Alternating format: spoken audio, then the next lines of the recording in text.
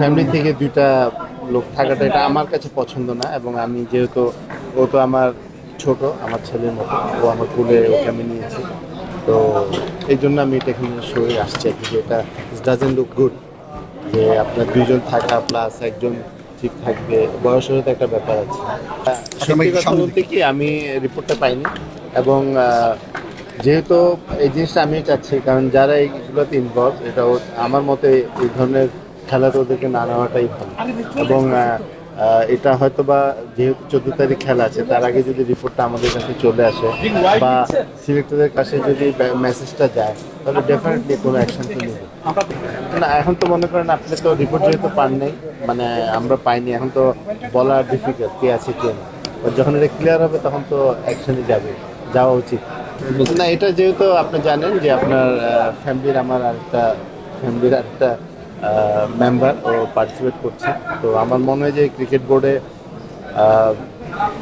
মানে ফ্যামিলি থেকে দুইটা লোক থাকাটা এটা আমার কাছে পছন্দ না। এবং আমি যেহেতু ও তো আমার ছোট, আমার ছেলের মতো, ও আমার কোলে ওকে আমি নিয়েছি।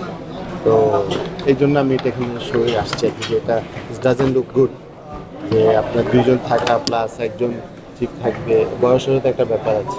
সব কিছু মিলে আমি সিদ্ধান্ত নিয়েছি যে আমি আপনার ইলেকশন করব।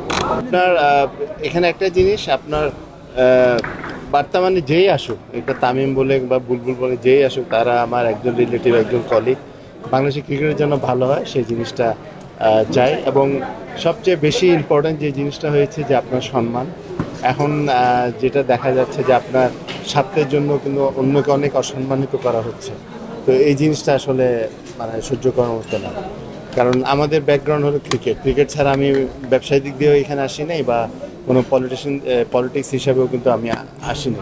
সো আমাদের ক্রিকেট নিয়ে যদি কোনো ধরনের ইনসাল্টিং হয়, সেটা সহ্য করার মতো না।